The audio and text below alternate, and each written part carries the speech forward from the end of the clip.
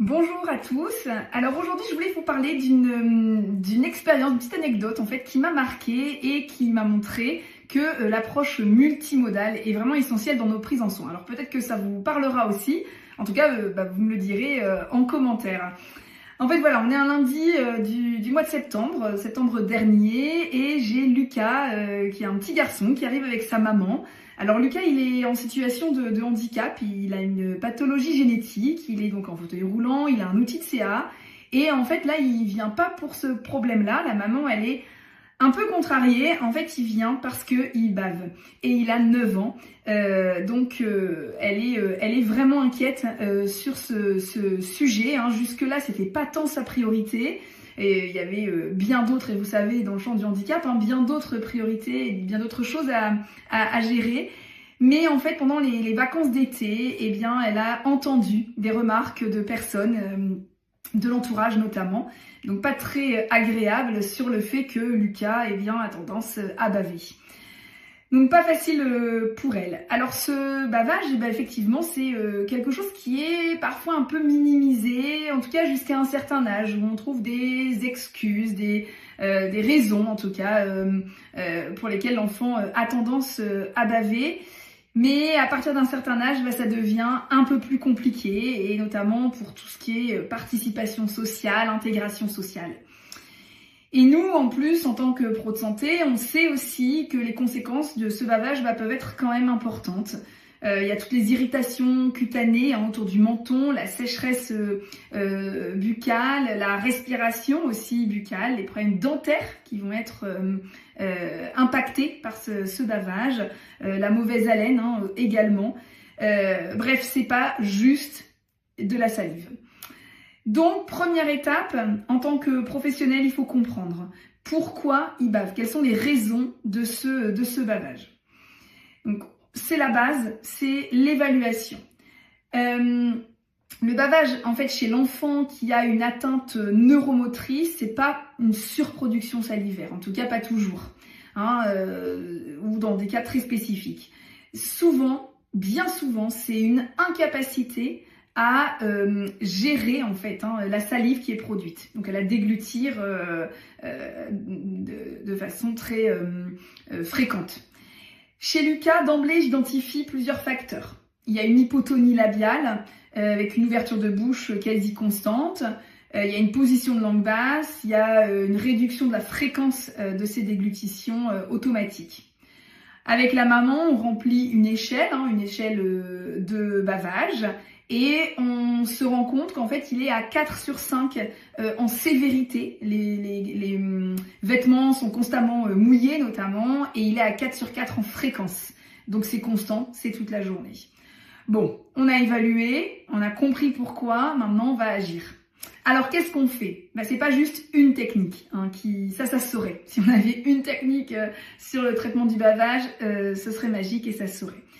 Donc c'est plutôt une approche multimodale en fait là qu'on va essayer de mettre en place.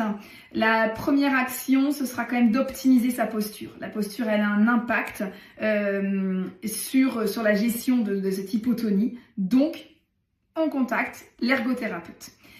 L'ergo, elle revoit Lucas, elle le repositionne bien dans son fauteuil, elle incline différemment le dossier, et là, on a un résultat immédiat. Ça, c'est incroyable, l'impact de la posture déjà sur la fonction. Donc, c'est sûr que c'est pas magique, mais déjà, c'est un peu mieux sur le bavage. La maman, elle est vraiment bluffée à ce moment-là. Deuxième axe, on va renforcer évidemment le tonus orofacial. Donc on va mettre en place des stimulations qui soient courtes mais fréquentes, en lien avec les aidants, et essayer d'associer à des moments du quotidien pour que ce ne soit pas vu comme des exercices, hein, dans l'emploi du temps déjà bien chargé de mon petit patient. Donc on fait des vibrations, des pressions fermes, un travail de fermeture de bouche. Bref, c'est pas magique, encore une fois, mais ça fonctionne dans la durée, dans la répétition. Petit à petit, tous ces exercices, ces sollicitations vont permettre en fait à Lucas d'avoir une meilleure perception en fait, du contact bilabial, et donc ça améliore aussi le tonus orofacial. Et troisième axe, on va travailler sur les aspects fonctionnels. Ça, c'est hyper important. On va essayer de mettre en place des outils fonctionnels qui vont être ancrés dans le quotidien de l'enfant, qui vont renforcer incognito son tonus, sa tonicité labiale et qui vont favoriser la fermeture de bouche. Je pense entre autres à la paille. La paille plutôt que le biberon, évidemment, ou même plutôt que le verre dans un premier temps, pour aller renforcer cette tonicité labiale. Il y a d'autres petites choses, mais déjà ça, c'est hyper important. Voilà, donc vraiment, les progrès petit à petit en fait fonctionnent, mais ça prend du temps. Et on sait que les parents s'impatientent parfois, ils sont en détresse même face à ce bavage. Et on a d'autres approches aussi à proposer. Il y aura la cryothérapie. On a pu mettre en place un petit peu de cryothérapie pour Lucas, le traitement oral de Bobat. Voilà, d'autres petites choses. Bref, 3 mois plus tard, on a du résultat. Alors, c'est pas parfait, mais quand même, c'est beaucoup mieux.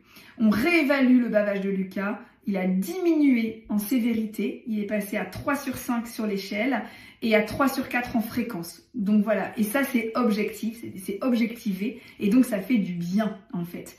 Voilà, donc c'est pas réglé complètement, mais la maman elle est déjà contente des résultats, elle voit le progrès, elle est motivée à continuer pour aller encore plus loin dans les propositions et les axes thérapeutiques. Donc on continue, mais bien sûr qu'on célèbre cette victoire, on sait, c'est hyper important de célébrer les petites victoires. Et ensuite, on se prend le temps de continuer. Du temps, on en a. Il faut toujours penser au résultat. Quand bien même ça prend du temps, c'est le résultat qui va compter. Voilà, donc vraiment, ce que je retiens moi de cette histoire avec Lucas et que j'avais envie de vous partager aujourd'hui, c'est que le bavage, c'est jamais que de la salive, c'est un symptôme qui va impacter quand même la qualité de vie de l'enfant et de son entourage, qu'il faut évaluer et réévaluer régulièrement dans une approche multimodale. On n'est pas tout seul à travailler sur cette problématique, donc en équipe, et que tous les petits progrès comptent énormément. On a le temps. C'est le résultat qui compte. Alors si vous aussi vous avez des petites astuces à partager, n'hésitez pas surtout à les partager. Et si cette thématique vous intéresse dans l'accompagnement de ces enfants, que ce soit en termes de bavage, d'alimentation, eh bien n'hésitez pas à aller regarder sur la page de formation d'Happy Ortho. Il y a une formation qui s'appelle Alimandi et où voilà, on a l'occasion de vraiment traiter tous ces aspects-là avec du résultat, des outils concrets et pratiques à mettre en place voilà, dans le cabinet et avec un transfert dans le quotidien de l'enfant. Voilà, et bien n'hésitez pas à partager vos commentaires. À bientôt!